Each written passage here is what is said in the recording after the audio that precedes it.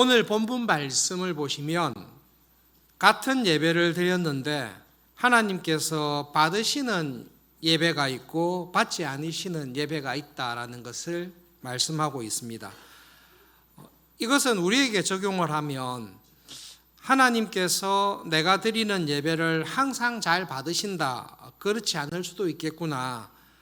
어떤 경우에는 내가 예배의 자리에 나와서 예배를 드렸지만 하나님께서는 내가 드리는 예배를 받지 않으실 수도 있겠구나.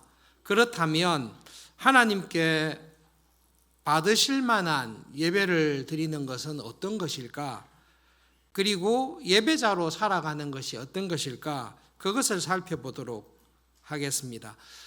예수님을 믿고 난 다음에 제일 큰 변화는 어떤 것입니까? 이걸 물었을 때에 저처럼 모태신앙이나 교회를 오래 다닌 사람들은 그것을 잘 모를 수 있습니다. 그러나 성인이 되고 성숙하고 난 다음에 예수님을 믿은 사람에게 당신이 예수님을 믿기 전과 믿고 난 이후에 생활의 제일 큰 변화가 무엇입니까? 라고 물으면 일요일마다 교회에 와서 하나님을 예배하는 것입니다. 분명히 그렇게 답을 할 것입니다. 그것보다 사실 더 큰 변화는 없습니다. 예수님을 믿기 전과 믿기 후의 차이를 보시면 주일마다 일요일마다 내가 원하는 시간을 가지다가 예수님을 딱 믿고 난 이후에는 일요일을 주일이라고 부르면서 주일마다 무슨 일이 있어도 하나님 앞에 나와 예배를 드리는 예배자로 살아가는 것이 제일 큰 변화입니다. 오늘 성경에 보시면 가인과 아벨이 똑같이 나와서 예배를 드렸는데, 제사를 드렸는데 하나님께서는 아벨의 예배와 제사는 받았습니다. 그런데 가인의 제사와 예배는 받지 않았습니다. 이유가 무엇입니까? 어떤 예배는 받고 어떤 예배는 안 받습니까? 주일학교에서 쭉 자라면서 교회에서 들었던 말씀 가운데, 해석 가운데 한 가지는 가인이 재물을 잘못 가져왔기 때문이다라는 해석을 들었던 적이 있습니다. 제일 처음 들었던 해석은 그것이었습니다. 분명히 가인과 아벨은 아담에게서 이야기를 들었다. 하나님께 제사를 드릴 때는 우리의 죄를 사하기 위해서 피가 있는 제사를 드려야 된다. 그래서 아벨처럼 양을 가지고 와서 죄에 대한 죄 사함을 고백하는 제사를 드려야 받는다. 가인은 곡식을 동생에게 주고 양을 충분히 구입해서 제사를 드릴 수 있을 텐데 가인은 그것이 귀찮아서 그런지 그냥 곡식으로 제사를 드렸다. 하나님께서 정한 방법이 있는데 그것과 잘못된 방식으로 제사를 드렸기 때문에 하나님께서는 가인의 예배를 받지 않았다. 그 해석을 들었습니다.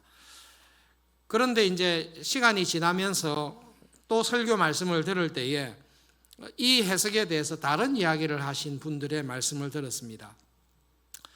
제물이 잘못되었기 때문에 제사를 안 받은 것이 아니다.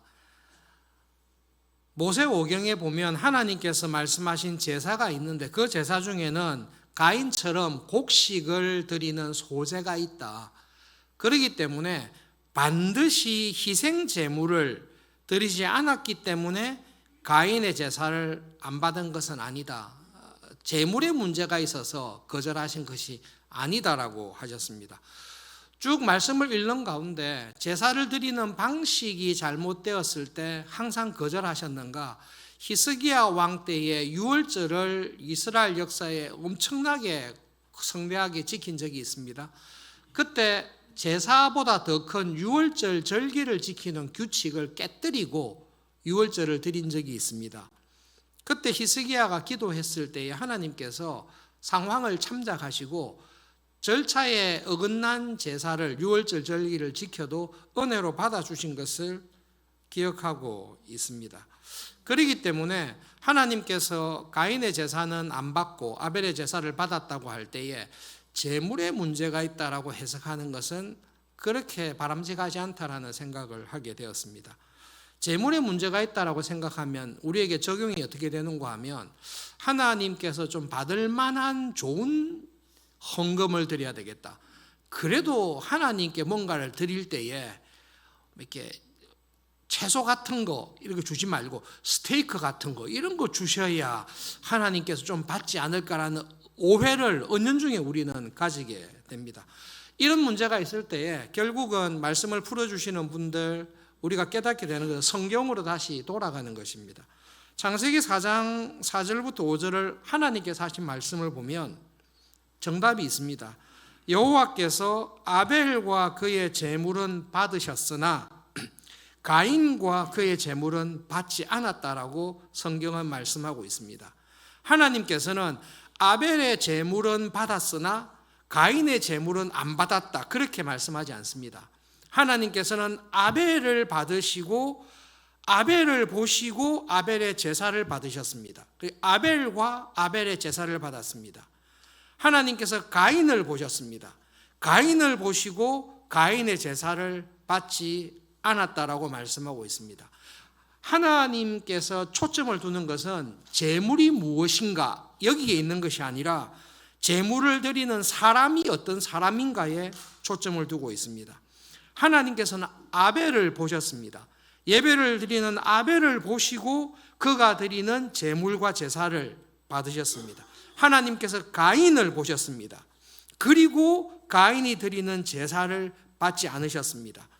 성경에서는 하나님께서 중점적으로 보는 것은 제물이 무엇인가가 아니라 이 제물을, 제사를 드리는 그 사람이 어떤 사람인가를 보시고 그 사람의 제물을, 제사를 받지 않으셨다라고 말씀하고 있습니다.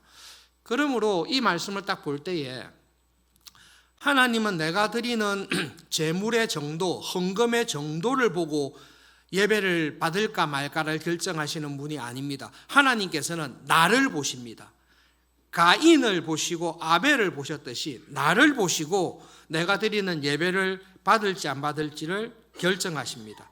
그렇다면 아벨의 제사는 받으셨는데 가인에게는 무슨 문제가 있었길래 그의 예배를 받지 않았습니까?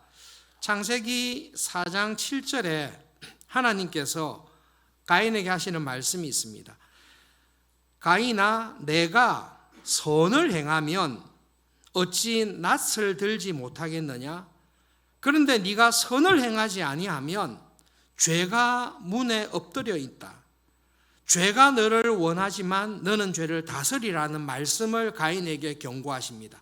하나님께서 가인의 제사를 받지 않고 난 다음에 가인과 이야기할 때에 제물에 관한 이야기는 하나도 없습니다.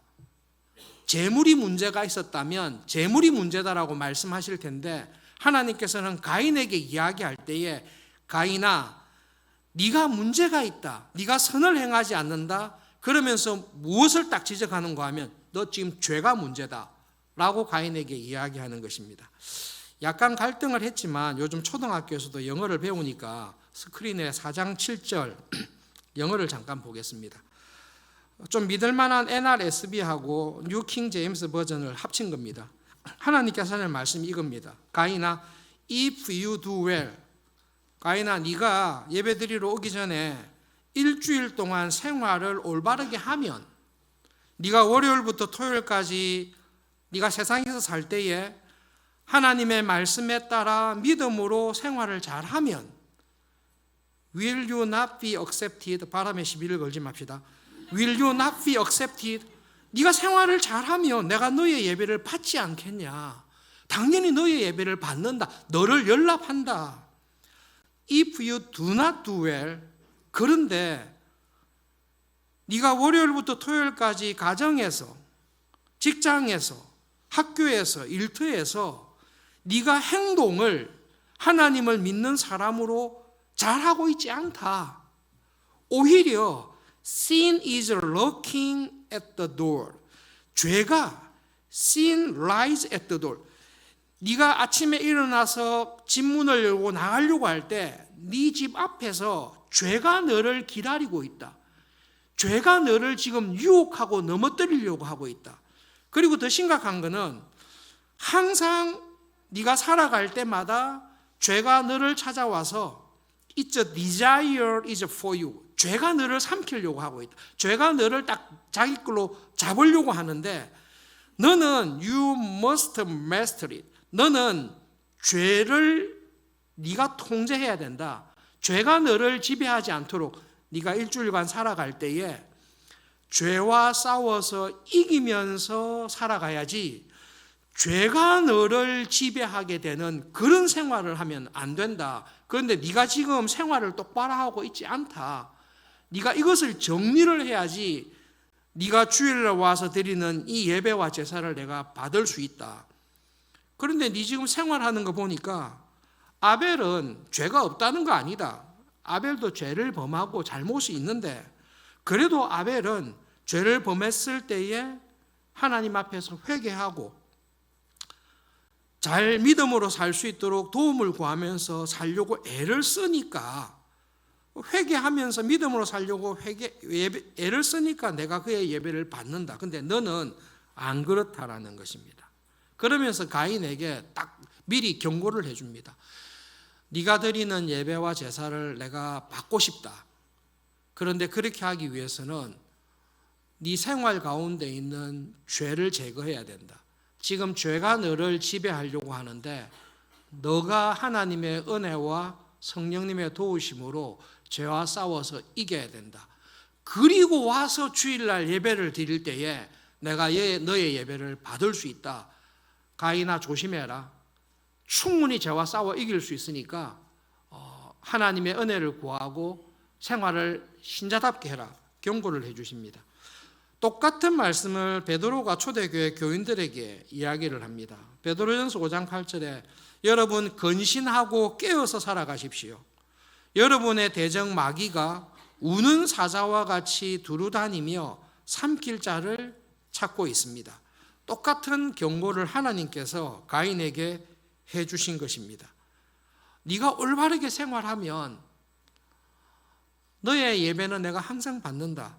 그런데 너의 예배가, 너의 삶이 일주일간의 생활이 올바르지 않으면 네가 주일날 교회에 와서 예배 드린다고 해서 그 예배를 내가 받을 수가 없다라는 말씀입니다. 죄를 인격화시켜서 야생동물처럼 인격화시켜서 이야기를 하고 있습니다. 믿음으로 살려고 하는 우리들에게 여러분의 삶 가운데 죄는 항상 넘어뜨리려고 애를 씁니다. 은밀한 곳에 딱 숨어 있다가 방심하거나 정신을 못 차리고 있을 때에 순식간에 공격해서 죽이려고 하듯이 가인아, 지금 죄가 너에게 너무 가까이 와 있다. 그 죄를 싸워서 이겨야 된다 말씀하십니다. 로마서 7장에 있는 말씀대로 우리 안에는 옛사람의 습성이 있습니다. 내 욕심대로, 내 성질대로 세상의 풍조에 휩쓸려 살아가고자 하는 옛사람의 습성이 여전히 남아 있습니다. 그리고 하나님의 은혜로 거듭난 우리에게는 하나님의 말씀대로 하나님의 형상을 회복하고 믿음으로 살려고 하는 욕심이 있습니다. 그 두 개의 짐승이 싸우고 있을 때에 어느 짐승이 나를 주장합니까? 내가 먹이를 주는 짐승이, 내가 먹이를 주는 늑대가 나를 지배합니다. 하나님께서 가인에게 경고하신 것이 그것입니다. 가인아, 주일날 예배 자리에 나왔지만 너의 일주일의 생활을 봐라. 너는 죄와 함께 지내고 있다. 죄를 친구로 삼고 있다. 그렇게 하지 마라. 죄와 싸워 이겨라. 그러면 내가 너의 예배를 받을 수 있다라고 말씀하시는 것입니다. 결과가 어떻게 되었습니까? 이게 상태가 심각해서 경고했는데요.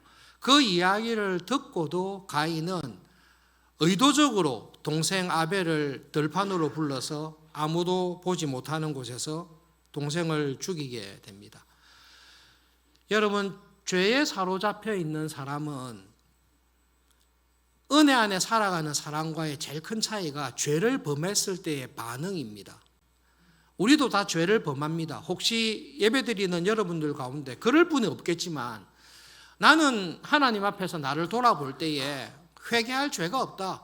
예배 때마다 참회의 기도가 있지만 나는 사실 참회의 기도할 게 없다라고 생각하시는 것은 잘 모르시는 것입니다.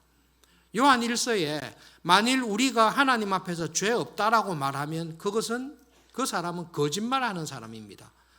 내 안에 있는 죄를 모르거나 하나님께서 요구하시는 의로움의 수준을 모르거나 무지해서 죄 없다라고 오해하는 것입니다.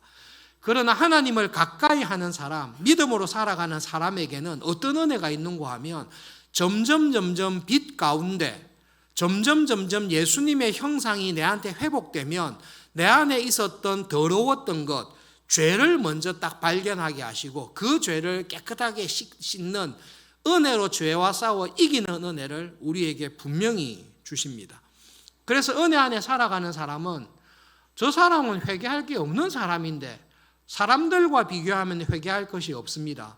그러나 은혜를 받은 사람은 하나님의 율법의 거울, 하나님의 의로운 기준에 나를 비추어 볼 때에 항상 부족하고 회개하고 더 거룩해지는 은혜를 우리들에게 주십니다. 그런데 죄에 빠져 있는 사람은 합리화시킵니다. 딱 합리화시킵니다. 아담과 하와가 범죄했을 때 하나님께서 찾아오셨습니다. 범죄했지만 그렇게까지 타락하지 않았기 때문에 피하여 숨습니다. 우리가 죄를 지으면 내 마음에 죄를 품고 있으면 제일 먼저 안 하는 게 뭐죠? 성경을 안 읽습니다. 내 마음에 죄를 딱 품고 있으면 제일 하기 싫은 게 기도하기 싫고 성경 보기 싫고 예배당 가기 싫은 것입니다. 그것이 죄가 있는 사람의 특징입니다. 하나님께서 아담과 하와를 찾아오셨을 때에 그 죄가 있는 모습으로 하나님을 피하여 숨습니다. 하나님의 은혜는 피하여 숨는 우리를 찾아오시는 것입니다. 그러므로 여러분 정말 피하고 싶고 성경 읽기 싫고 기도하기 싫고 회개하기 싫을 때에 내 마음속에 그래도 회개해야지, 이거 이겨야지라는 마음은 성령님께서 주시는 마음인 줄을 분명히 기억하시고 그 마음에 바로 순종하시는 것이 정말로 필요합니다. 가인에게 찾아왔습니다. 아담과 하와가 다릅니다. 아담과 하와는 부끄러워하고 수치스럽게 여겨서 숨었지만 가인은 떳떳합니다. 그리고 안색을 바꿉니다. 하나님에게 대듭니다. 내가 뭐 잘못했습니까? 내가 동생을 지키는 사람입니까? 형은 동생을 지켜야죠. 형은 동생을 지키는 사람입니다. 가족은 서로를 돌보는 사람입니다. 가인에게는 그 하나님의 형상이 없어졌습니다. 오히려 자기를 찾아온 하나님에게 화를 냅니다. 그리고 가인의 모든 관심은 자기의 생명을 부지하는 쪽에 다가 있습니다. 아담과 하와의 타락 이후의 모습과 가인이 타락한 모습, 그리고 가인의 7대 손인 라멕이 타락한 모습을 보면 타락으로 인해 사람의 형상이 파괴되는 것을 잘 보여줍니다. 가인의 7대 손인 라멕은 두 아내를 맞이해서 자기가 얼마나 폭력을 행하는 사람인지를 자랑합니다. 나를 때린 사람은 내가 다 죽여버렸다. 가인이 죄로 말미암아 7배의 벌을 받아야 된다면 나는 77배의 벌을 받아야 될 정도로 나의 전과가, 나의 죄가 화려하다라는 것을 노래를 만들어서, 라멕의 카레 노래인데요, 노래를 만들어서 집안 식구들한테 다 불러라고 가르쳐 준 사람이 라멕입니다. 하나님께서는 범죄하는 우리들에게 찾아오셔서 죄인 줄을 깨닫게 하시고 그 죄를 회개하고 내 힘으로 이길 수 없는 내 안에 있는, 내 바깥에 있는 죄를 하나님의 은혜와 성령님의 도우심으로 이기면서 살아갈 수 있는 은혜를 주시는데 가인은 그것을 거절한 것입니다. 그러므로 여러분, 하나님께서 가인의 제사와 예배를 받지 않은 것은 그의 재물에 문제가 있는 것이 아니라 가인에게 문제가 있습니다. 하나님께서 받을 수 없는 예배를 드리는 것입니다. 우리도 이렇게 생각할 수 있습니다. 내가 지난 일주일 동안 어떻게 살아왔든지 오늘 이 예배 시간에 하나님 앞에 나와서 예배를 드리니까 하나님은 내 예배를 당연히 받으실 것이다. 그렇지 않습니다. 하나님께서는 오늘 여러분의 삶을 보실 뿐만 아니라 지난 일주일 동안 여러분이 있는 자리에서 하나님의 자녀답게 믿음으로 살아갔는지를 살피시고 우리의 예배를 보십니다.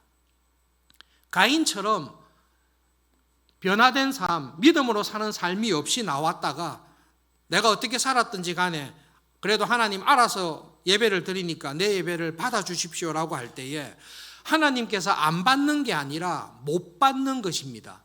하나님이 받을 수 없는 예배를 드린다고 갖다 던지면 하나님께서 그 예배를 받을 수 없는 것입니다. 하나님께서는 가인을 찾아오셔서 부탁을 하고 권면하는 것입니다. 내가 너를 받고 싶다. 내가 너의 예배를 받고 싶다. 근데 너는 내가 받을 수 없는 예배를 드리고 있다. 네가 주일날 나와서 예배를 드린다고 해서 너의 예배를 받는 게 아니다. 너의 일주일의 삶을 돌아봐라. 너는 일주일 동안 무엇하면서 살았냐?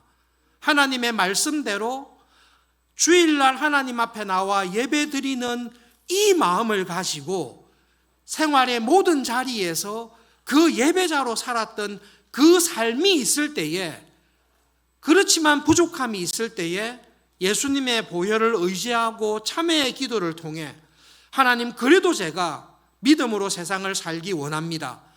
죄와 타협하지 않기를 원합니다. 죄와 싸워 이기기를 원합니다라는 마음의 소원을 가지고 예배를 드릴 때에, 그럴 때 하나님은 우리를 다 예배를 받아주시고 이길 수 있는 은혜를 주십니다.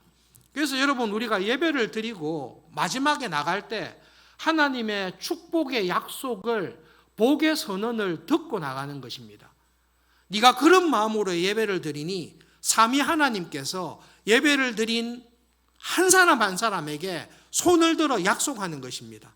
우리 주 예수 그리스도, 예수님의 은혜가, 그리고 하나님의 사랑이, 하나님께서는 사랑으로 지켜주실 것이고 예수님은 끊이지 않는 은혜로 함께 해주실 것이고 성령님께서 어디에 있든지 우리와 함께 교통하는, 교제하는 그 은혜를 절대로 거두지 않고 너희들에게 줄 것이다. 세상 끝날까지 함께 있겠다라고 하신 예수님의 그 약속대로 이런 믿음을, 이런 예배를 드리는 너희들의 삶에 내가 은혜와 사랑과 함께함으로 붙잡아주고 이 믿음의 길을 걸어가도록 내가 선언하고 맹세한다라는 하나님의 그 약속을 듣고 우리는 세상으로 나가는 것입니다.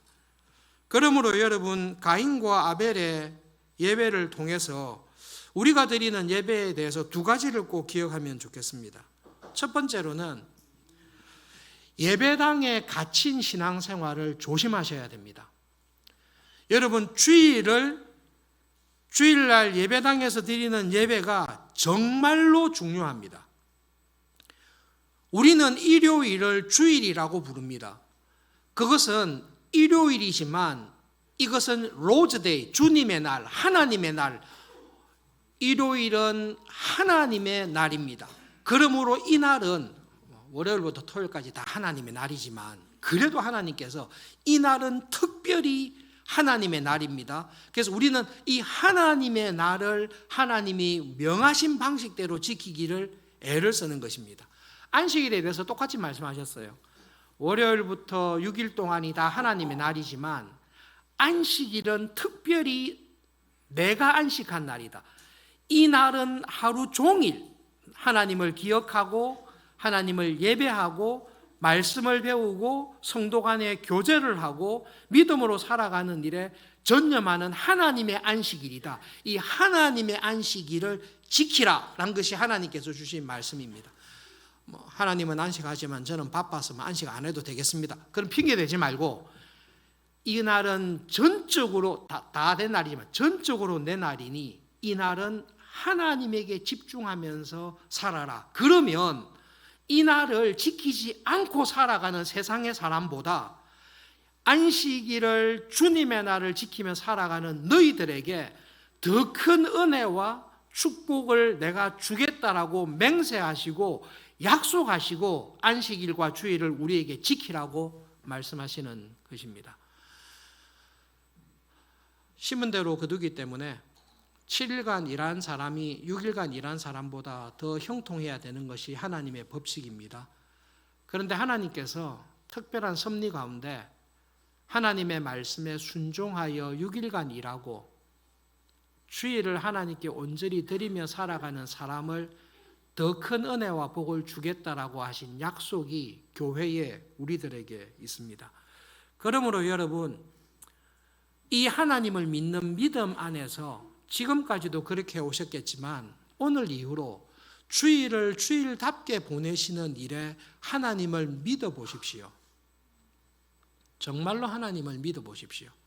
내가 주일만큼은 하나님을 사랑하는 일에, 성도 간에 교제하는 일에, 가족들이 함께 모여서 가정 예배를 하는 일에, 주일만큼은 교회에서 주일학교 교사로, 찬양대원으로, 식당에서, 주차장에서 어쨌든 주님의 교회를 위해서 살아가는 일에 내가 좀 더 많은 애를 쓰겠다. 주일을 잘 지키시기를 바랍니다. 그와 함께 우리들의 신앙이 주일에만, 예배당에만 갇히지 않도록 정말로 애를 쓰셔야 됩니다. 70년대, 80년대를 지나면서 지금도 그럴지 모르겠습니다만은 교회가 한창 부흥할 때 세상이 교회를 향해 했던 비난이 있습니다. 저 사람 술, 담배 안 하는 것 말고는 우리하고 똑같다. 저 사람 주일날 예배당 가서 예배 드리는 것 말고는 직장에서 살아갈 때 우리하고 똑같다. 똑같이 속이고 똑같이 게으르고 똑같이 자기의 욕심을 따라 살아가는 거하고 똑같다. 예수 믿는 사람이 뭐 우리하고 다를 바가 뭐냐, 그런 비난들이 있었습니다. 가인이 딱 그렇게 살았던 것입니다. 사람들이 볼 때에 너 하나님 앞에 주일날 예배 드리는 거 말고 우리하고 똑같네, 아니 우리보다 좀 더 심하네, 그렇게 이야기를 했습니다. 여러분, 믿지 아니하는 세상 사람도 교회를 다닌다고 하지만 술, 담배만 안 하고 생각하는 것이나 가치관이나 살아가는 모습이 자기들과 똑같을 때에 그런 사람을 인정하지 않습니다. 주일날 교회 가서 예배 드리는 것 말고 다른 모든 살아가는 삶의 모습이 자기들하고 똑같을 때 세상 사람들도 그런 사람을 신앙인이라고 인정하지 않습니다. 하물며 사람도 인정하지 아니하는 그런 사람을 하나님께서 내가 받을 만한 예배자다라고 인정한다는 게 그게 가당키나 한 말씀입니까? 하나님께서 인정해 주고 싶어도 못 하시는 것입니다. 가인이 딱 그 예배를 드리고 있는 것입니다. 그래서 하나님께서 내가 좀 받을 수 있는 예배를 네가 드렸으면 좋겠다. 네 삶을 바꾸어라. 네 행동을 바꾸어라. 좀 신자답게 살다가 와서 예배를 드려라. 세상과 똑같이 살다가 주일날만 와서 예배 드리면 내가 네 예배를 어떻게 받을 수 있냐. 하나님께서 하시는 말씀을 기억하면서 여러분, 매주일 예배당에 나와서 하나님께 예배할 때에 이 의식을 항상 가지시면서 살아가는 은혜가 있기를 정말로 바랍니다. 내가 주일 하나님 앞에 가서 예배를 드려야 되는데 이렇게 미워하는 마음, 이렇게 시기하는 마음, 이렇게 세상을 따라가면서 살아가는 이 마음으로는 하나님 앞에 가서 내가 예배자가 될 수가 없겠구나. 그것을 성령님께서 깨닫게 해주시고 그럴 때마다 한 걸음 한 걸음씩 죄와의 싸움에서 반드시 이기십시오. 죄가 여러분의 마음을 주장하지 않도록 하나님께 은혜를 구하고 죄와의 싸움에서 꼭 이기십시오. 자녀를 가지고 있는 부모님들 간혹 말씀을 듣습니다. 자녀 한두 명이 아니라 서너 명 이렇게 챙기고 올 때에 꼭 늦게 어정거리는 부부가 있습니다. 남편이 어정되거나 아내가 어정되거나, 그래서 예배드리러 오다가 대판 싸웁니다.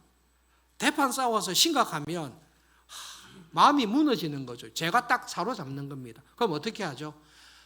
이 마음으로는 예배드릴 수 없다. 집으로 돌아가자. 이것이 양심적이고 인간적이다. 거기에 넘어가시면 안 돼요. 그럴 때라도 무너진 마음으로 와서 예배의 자리에 참석해서 예배를 드리실 때 성령님께서 우리의 연약함을 아시고 회복시켜 주십니다. 여러분, 예배는 우리를 괴롭게 하는 것이 아니라 우리가 하나님의 자녀로 세상을 살아갈 수 있도록 우리를 부활시켜 주시는, 하나님의 생명을 부어주시는 자리가 예배의 자리입니다. 예배는 힘든 것이 아니라 즐겁고 감사한 것입니다. 그 예배를 드리면 기도할 마음조차 없던 그 마음속에 정말로 하나님, 저 원수를 어떻게 해야 됩니까? 원수를 사랑하고 하라고 했는데 이놈의 원수는 사랑할 수 없습니다. 기도할 때에 사랑할 수 있는 마음을 하나님께서 주시는 것입니다. 예배 때 원수로 들어왔다가 예배를 마치고 나갈 때 원수는 여전하나 그 원수를 불쌍히 여기는 마음으로 나를 살리십니다. 그것이 하나님께서 받으시는 예배자입니다. 그런 은혜를 꼭 경험하시면서 예배의 자로 살아가시기를 바랍니다. 여러분, 죄는 순식간에 사람의 인생을 파괴시킵니다. 거짓말하면, 여기서 타협하면, 여기서 한 걸음 양보하면 내가 더 행복하고 안전해질 것처럼 우리를 속입니다. 그러나 여러분, 죄는 절대로 여러분을 보호하지 않습니다. 결정적인 순간에 여러분을 파괴합니다. 그러나 하나님께서는 파괴되어 있는 나조차도 부활하시고 살려주십니다. 이미 작년 성경 공부는 시작했지만 주일 신앙이 평일로 이어질 때라는 책이 있지 않습니까? 제가 자랄 때는 이런 책이 없었습니다. 배우고 싶은데도 이런 게 없어서 못 배웠는데 요즘은 이렇게 좋은 책이 나오고 장년교육위원회 장로님들 교육자들이 이런 것을 공부할 수 있는 기회를 주셨는데 왜 공부 안 하는지 이해가 안 됩니다. 정말로 이해가 안 됩니다. 다 배우셨으면 안 해도 되는데요. 이거 안 배우신 분들은 회개하시고 늦었지만 작년 공부에 열심히 참석하셔서 주일의 신앙이 어떻게 평일로 이어져야 될까? 이게 예배지 않습니까? 예배가 이렇다는 것을 우리에게 말씀해 주는 것입니다. 예배는 주일만 잘 사는 게 아닙니다. 예배당 안에서만 경건한 게 아닙니다. 예배는 내 삶의 모든 부분이 주일 예배드리는 이 마음과 이 열심을 가지고 내가 있는 자리에서 하나님을 예배하는 사람이 되는 것입니다. 두 번째로 예배 가운데 한 가지, 오늘 특별히 이 설교를 하게 된 중요한 이유인데요. 예배 중에 봉헌이 있습니다. 옛날에는 헌금이라고도 되어 있습니다. 우리 교회는 그래도 정리를 해서 당회에서 이게 순서 이름을 정확하게 하자. 봉헌입니다. 오퍼링이라는 겁니다. 봉헌은 드리는 것입니다. 누구에게 드립니까? 하나님께 드리는 것입니다. 여러분, 헌금은 교회에 드립니까? 하나님께 드립니까? 하나님께 드립니다. 여러분, 예배는 하나님께 드리는 것입니다. 교회는 하나님께 드린 것을 하나님의 뜻에 따라 관리하는 책임이 있을 뿐입니다. 여러분, 봉헌을 드릴 때에 하나님께 드립니다. 봉헌 드릴 때 하나님께 무엇을 드립니까? 돈을 드립니까? 조금만 생각해 보십시오. 하나님 돈 필요하십니까? 하나님은 돈이 필요 없으세요. 하나님은 장 보실 일도 없고 여행 갈 일도 없고 하나님은 돈이 필요 없으세요. 그렇기 때문에 내가 봉헌 시간에 하나님께 드리는 것은 돈이 아닙니다. 대학원 다닐 때 황영철 교수님 가정하고 같이 전셋집에서 산 적이 있습니다. 그때 초등학교 들어가기 전에 그 아들 황재용이라는 아들에게 황영철 교수님께서 저녁 시간에 같이 이야기를 나누었습니다. 김홍전 박사님 교회에서 오랫동안 신앙훈련을 하셨던 분인데 초등학교 들어가기 전에 아들에게 황영철 목사님이 교수님께서 물었습니다. 재용아, 너 예배 드릴 때 헌금을 왜 하냐? 초등학생, 유치원 학생답게 이야기했습니다. 헌금은 하나님께 나를 드리는 겁니다. 그런데 내가 헌금 봉투에 헌금함에 들어갈 수 없기 때문에 나를 대신해서 내가 헌금을 넣습니다. 그게 정답입니다. 우리는 봉헌을 할 때에 돈을 드리는 게 아니라 나를 드립니다. 그런데 내가 이게 여러분 수금을 할 때 얘한테 못 들어가잖아요. 내가 못 들어가니까 나를 대신해서 헌금을 드리는 것입니다. 그것이 예배 시간에 하나님께 봉헌하는 것입니다.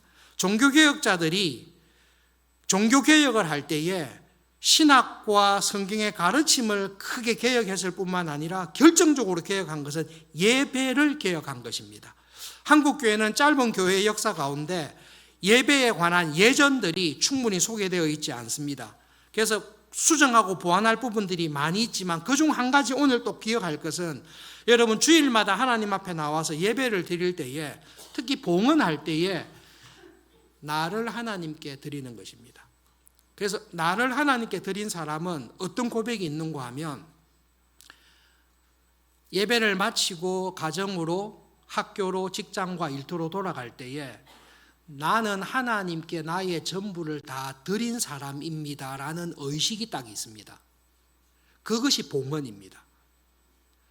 그 의식을, 그 결심을 매 주일마다 하나님 앞에 나와서 다시 하면서 나를 새롭게 하는 것이 예배의 시간입니다. 그렇게 하나님께 다 드린 사람을 향해 하나님께서 축복을 약속하시고 강복을 선언하시는 것입니다.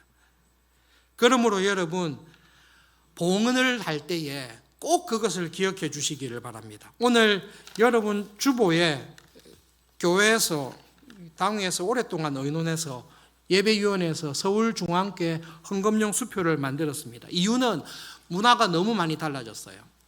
제가 자랄 때 썼던 것은 진짜로 어머님께서, 아버님께서 깨끗한 돈을 주셨어요. 저도 지금도 습관적으로 깨끗한 돈이 있으면 헌금용으로 따로 모아놓고 있습니다. 그냥 습관이 되었습니다. 그런데 지금은 현금을 거의 쓰지 않습니다. 크레딧 카드나 데비트 카드를 많이 쓰고 있기 때문에 거의 헌금할 일이 없습니다. 그래서 대학생들, 거루트기 형제자매들, 청년부 형제자매들, 또 젊은 분들은 주일날 예배 시간에 이 봉헌 순서 자체가 의미가 없게 되었습니다. 여러분, 종교개혁자들이 개혁을 했을 때, 예배를 개혁하면서 미사를 폐지하고 예배를 개혁할 때 순서 하나하나마다 의미를 담아서 했는데, 이 봉헌이라는 순서는 하나님께 나의 전부를 드리는 시간입니다. 참 중요합니다. 그래서 여러분들이 계좌 이체를 하든 무엇을 하든지 간에 이 예배를 드리는 이 시간에 하나님, 제가 하나님께 저의 전부를 드립니다라는 믿음과 고백을 가지고 헌금용 수표를 꼭 이용해서 여러분을 봉헌하시기 바랍니다. 오늘 이후로 본관 입구에 봉투에 이거 항상 한 5,000장 예배위원회에서 준비해서 해놨기 때문에 끊이지 않고 있을 거니까 꼭 하시기를 바랍니다. 11조 헌금, 사역 헌금, 감사 헌금을 하게 되면 체크하시면 되고, 주일 헌금은 체크 안 하고 그냥 내시면 됩니다.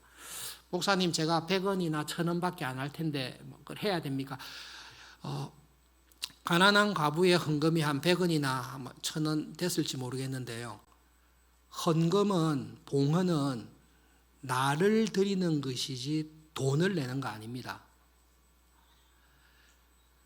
나를 하나님께 온전히 드려서 한 주간 세상에서 살 때에 하나님께 온전히 드린 사람으로 말하고 행동하고 살겠습니다라는 그 하나님을 향한 고백을 봉헌 시간을 통해 꼭 하실 수 있기를 정말로 바랍니다.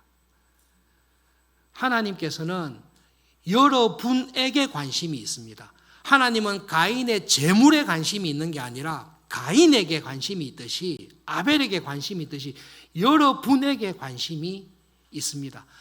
여러분들께서 얼마나 11조나 감사헌금을 하신지 저는 모릅니다. 그래, 알고 싶지도 않습니다.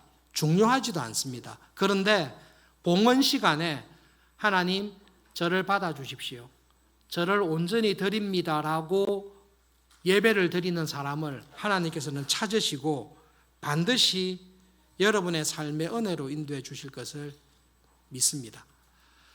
말씀을 기억하면서 두 가지 기도 제목을 가지고 기도합시다. 하나님, 하나님께서 찾으시는 예배자로 살아가는 이번 한 주간이 되게 해 주십시오.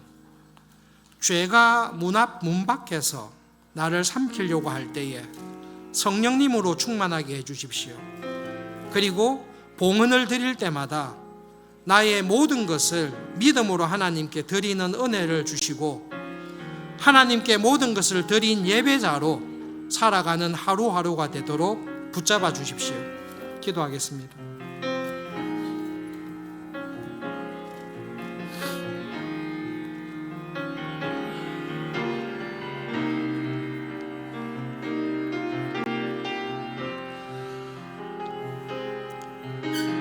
하나님 앞에 나와 예배를 드릴 때마다 예배의 은혜와 의미를 우리 우리 마음에 새롭게 해 주십시오. 그리고 하나님, 한 주간을 세상에서 살아갈 때에 하나님께 모든 것을 온전히 드린 사람으로, 예배자로 살아가는 은혜를 저희들에게 주십시오.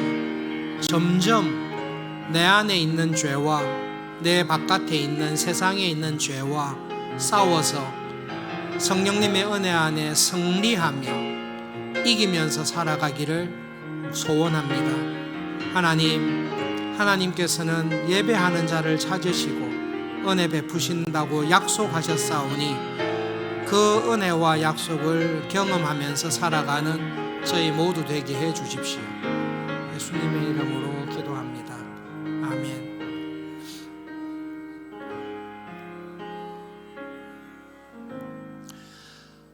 여호와의 눈은 온 땅을, 온 교회를 두루 감찰하사 전심으로 하나님을 믿고 믿음으로 살아가는 자에게 은혜 베푸시기를 기뻐하신다라고 하신 말씀을 기억합니다.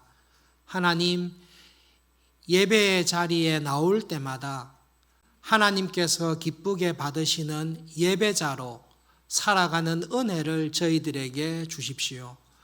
봉헌을 드릴 때마다 나의 모든 것을 하나님께 드리는 사람으로, 하나님께 모든 것을 드린 사람으로, 세상에 있으나 하나님께 속한 사람으로 살아가는 저희들 되게 해 주십시오. 하나님께서는 믿음으로 살아가는 사람을 찾으시고 상 주시기를 기뻐하신다라고 말씀하셨습니다. 이 쉽지 아니하는 세상에서 그 하나님을 믿으며 하나님의 선하심과 은혜를 경험하면서 살아가는 우리 서울중앙교회 모든 교인들이 되도록 붙잡아 주십시오. 예수님의 이름으로 기도합니다. 아멘.